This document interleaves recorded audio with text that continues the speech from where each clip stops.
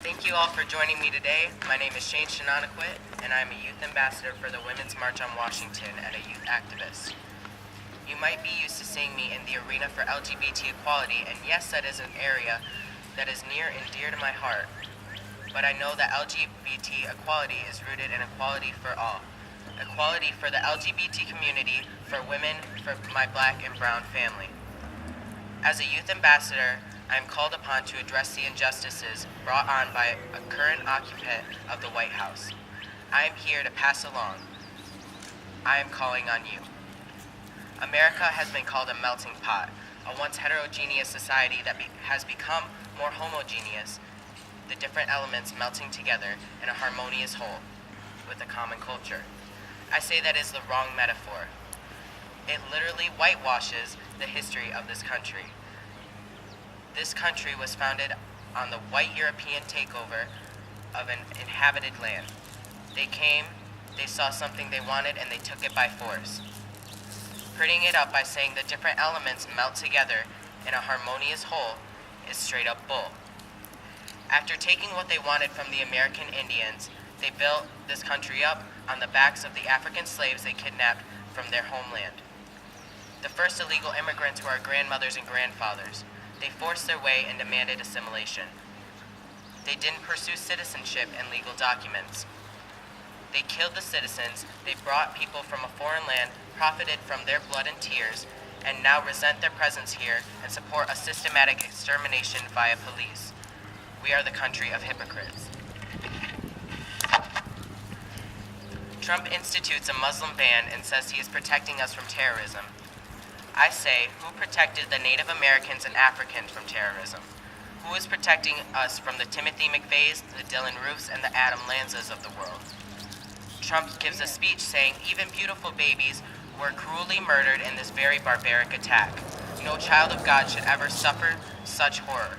To justify his bombing attack on Syria. Did he miss the picture the rest of us saw in September 2015 of 3-year-old Alan Kurdi washed up on the beach dead? Did he forget all the energy he has put into making sure the Syrian people were unable to escape the horror they live with daily? What about the rest of the beautiful babies? Trump is building a wall, he says, because we need to keep those Mexicans out. Not only do we need to keep them out, we need to rid our country of them, even if they have been here for years. The same people who live with us and work beside us, supporting our country, are now our top priority.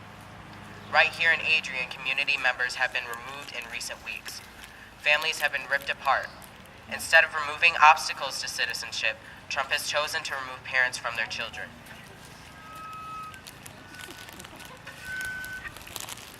We are not a melting pot, we are a mosaic. Our country is a beautiful picture of many elements that coexist while maintaining their own features, not melting together. Trump would like us to melt. We must all speak the same language, worship the same God, believe the same things, and yes, have the same skin color. Make no mistake, that is what Trump's dangerous policies are about, whitewashing America. It's the same ideology that propels the Ku Klux Klan and it propelled Hitler. It's just prettied up. It is incumbent upon us all to stand up and say loudly and clearly, no, this is not acceptable. It's not only the job of the black and brown people that are directly affected, it is also the job of the white people, especially the white people. I call on you to recognize your privilege and use it to help. Remember where we came from and what we've done.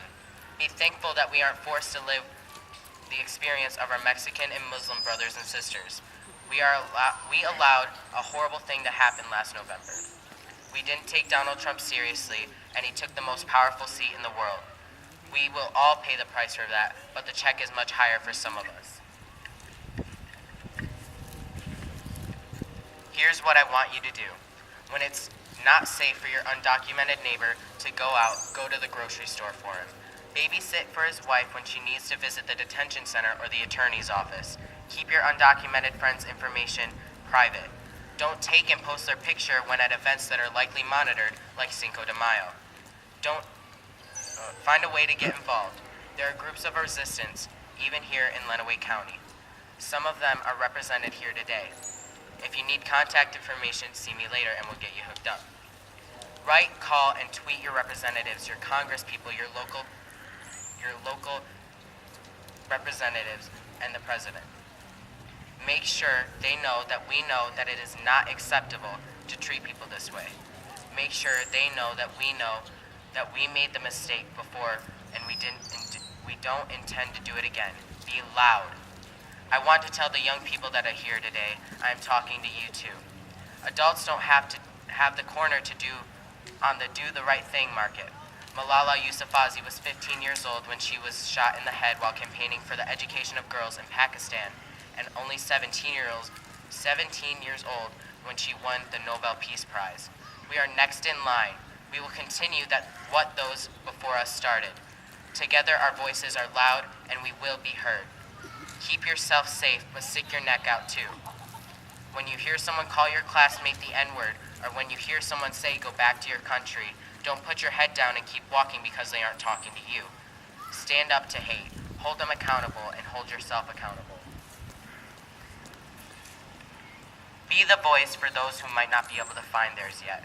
Report this behavior to your teachers, your principals, your superintendents, and your parents. Go up the food chain and demand change. Start or join a group. Maybe your group starts with a postcard campaign. Maybe your group discusses policy change with the Board of Education. Maybe your group forms a protective circle around those that need it. Use your social media accounts for something more important than announcing your newest crush. Follow the right pages and stay in the loop. Post the right messages. No step is too small. Small steps make big paths.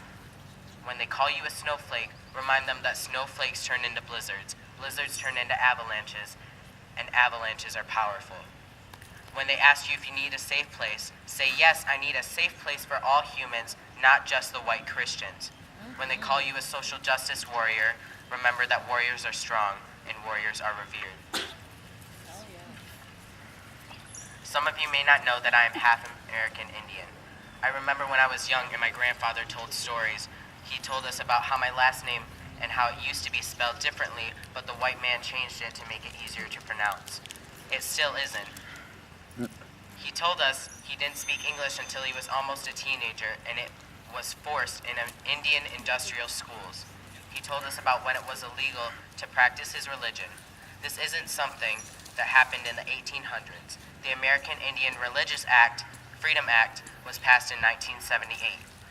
The effects of all of those things cannot be overstated. Today, very few American Indians speak their native language, practice their native religions, or know the traditions and customs. They were effectively whitewashed. The only reason they aren't deported is because we had stolen the land where we would deport them to. We have the chance, the obligation to prevent this from happening. There is room for us all. There is opportunity for us all. Kids shouldn't be washed up on shores or gassed. They should have a safe place to run. Kids, moms and dads who have been here making a better life for their family shouldn't be forced to leave. They should be given a way to join us. Stand up and make your voice heard. Let the president, the mayor, the congressman, your classmates, and your neighbors know that we belong together. I'd like to thank some people and encourage you all to visit the We Belong Together kids.org for more ideas. Thank you to my mother and Socorro for helping me host this. And thank you to Lenawee Indivisible and all of you that have shown up today. If anyone else would like to speak, please feel free to come up.